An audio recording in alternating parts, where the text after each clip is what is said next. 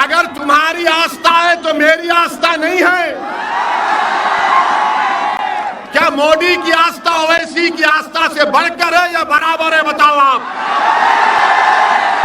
ताजमहल के नीचे क्या मिलेगा आपको? नहीं, हम खोद के देखेंगे क्या मिलेगा। तो क्या मैं भी खड़े होकर कह दूं कि देश के प्रधानमंत्री मोदी जिस घर में रहते हैं उसके नीचे भी मस्जिद है, खोदी जाए?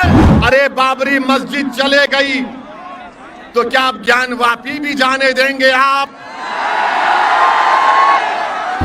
ये देश आस्था पर नहीं चलता मोदी जी, ये देश चलेगा तो संविधान पर चलता था और चलता रहेगा। सुनो संगियो, अल्लामा फजल खैराबादी ने अंग्रेजों से माफी की भीख नहीं मांगी। हमारा ताल्लुक है तो जौहर बरादरान से है, हमारा ताल्लुक है तो मौलाना अबुल कलाम आजाद से। जो दूसरी बात मैं आपके सामने रखना चाह रहा था वो ये है कि आज हमारे वतन अजीज में, हमारे मुल्क भारत में हर चीज को ये इल्जाम लगा दिया जाता है कि ये हुआ तो मुसलमानों की तरफ से हुआ, अगर ये गलत हुआ तो मुगलों की वजह से हुआ। हम उनको बताना चाह रहे हैं, बीजेपी और आरएसएस के लोगों को, मैं सूरत की सरजमीन से देश के प्रधानमंत्री नरेंद्र मोदी को एक पैगाम देना चाहता हूं और ये बात साफ और वाज़े तौर पर, ओ भाई रुक जाओ, साफ और वाज़े तौर पर कहना चाहता हूं कि कहा जाता है कि मुगलों की बात करते हैं।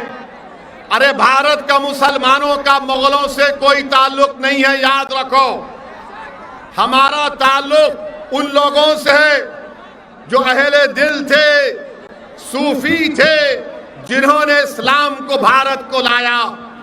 अगर भारत में पहली मस्जिद मुगलों ने नहीं बनाई थी, भारत में पहली मस्जिद अगर बनाई गई तो केरला में बनाई गई थी।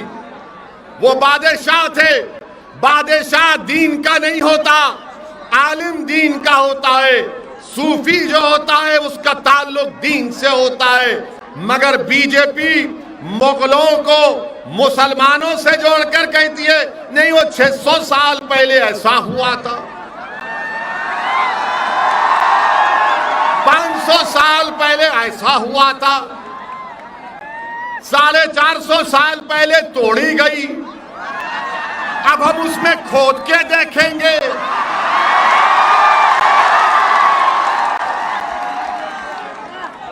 आप बताइए, भारत की तारीख क्या मुगलों से शुरू होती है?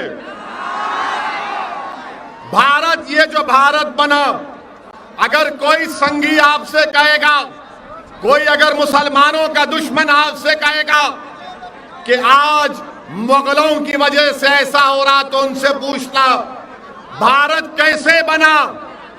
50,000 साल पहले अफ्रीका से लोग भारत को आए थे। कितने साल पहले? 50,000 साल पहले। 40,000 साल पहले ईरान से किसान आए थे। 30,000 साल पहले स्टीप से लोग आए थे, स्टेप से लोग आए थे।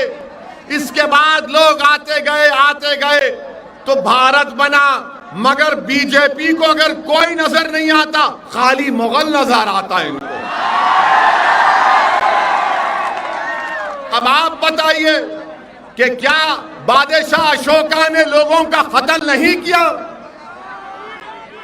बादशाह अशोका ने हजारों लोगों का कत्ल किया। बोलो आरएसएस वालों, अशोका के बारे में तुम्हारी राय क्या है? क्या यह बात सच नहीं है कि पुष्यमित्रा ने बुद्धों की मंदिरों को तोड़ा? इसकी बात क्यों नहीं करते बीजेपी और संघ परिवार के लोग? मगर बोलेंगे नहीं, ताजमहल के नीचे जाकर देखेंगे, ताजमहल के नीचे क्या मिलेगा आपको? नहीं, हम खोद के देखेंगे क्या मिलेगा। तो क्या मैं भी खड़े होकर कह दूं कि देश के प्रधान प्रधानमंत्री मोदी जिस घर में रहते उसके नीचे भी मस्जिद है, खोदी जाए।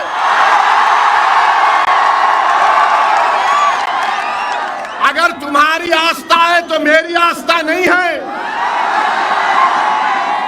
क्या मोदी की आस्था ओवैसी की आस्था से बढ़कर है या बराबर है? बताओ आप।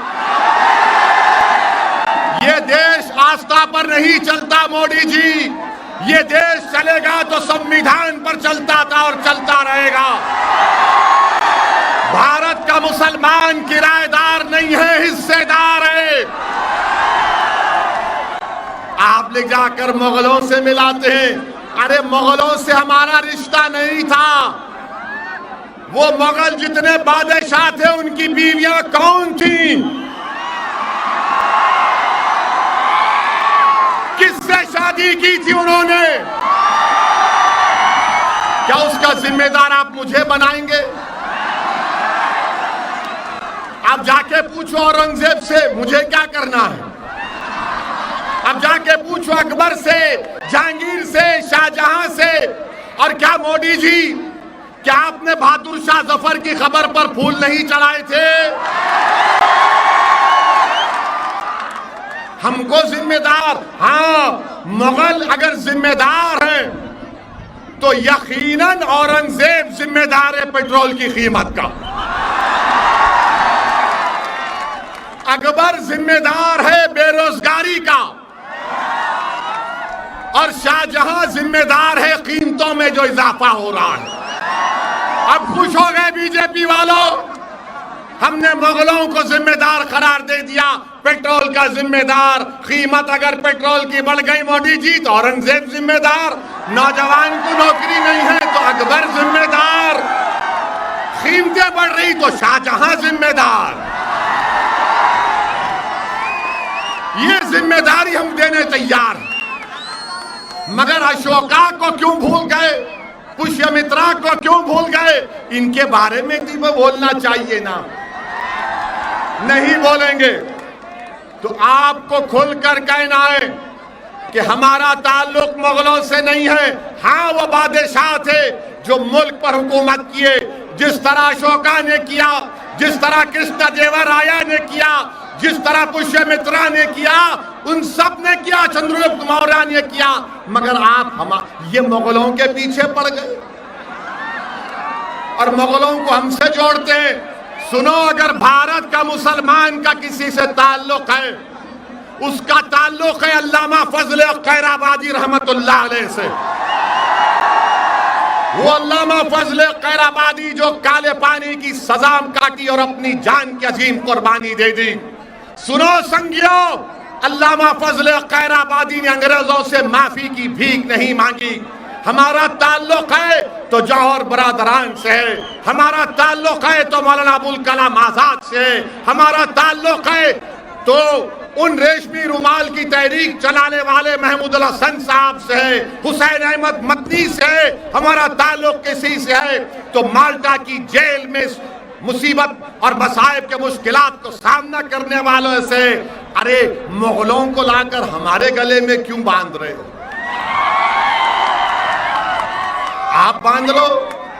भारत की आजादी में सबने हिस्सा लिया था और इसीलिए जब मुल्क आजाद हुआ तो हमने यह फैसला लिया कि हम तारीख में नहीं जाएंगे बल्कि हम तारीख बनाएंगे भारत के लिए। हम तारीख में नहीं जाएंगे, हम तारीख बनाएंगे भारत के लिए। मगर आज क्या हो रहा है कि नहीं, वो ज्ञानवापी की मस्जिद आपकी नहीं है। अरे बाबरी मस्जिद चले गई तो क्या आप ज्ञानवापी भी जाने देंगे? आप बोलो, अहद लोगे कि मस्जिदों को आबाद करोगे? नौजवानों, क्या तुम अहद लोगे कि अब तुम मस्जिदों को आबाद रखोगे? क्या जिस तरह जुमे में नमाज पढ़ते उस तरह फजर में पढ़ोगे? तो क्या कल सुबह जाकर मस्जिदों को और चकाचक भर दोगे? अगर हम मस्जिद की हिफाजत नहीं करेंगे तो कौन करेगा? और जब ज्ञानवापी मस्जिद का मसला उठा तो क्या कांग्रेस ने बोला? क्या बोला कांग्रेस ने? क्या राहुल गांधी ने बोला? क्या आम आदमी पार्टी के केजरीवाल ने बोला? किसने बोला फिर? क्या नाम था बोलने वाले का? क्या नाम था बोलने वाले का?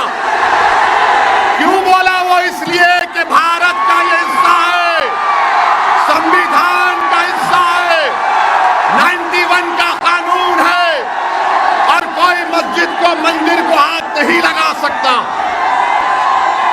मेरे अजीज दोस्तों और बुजुर्गों,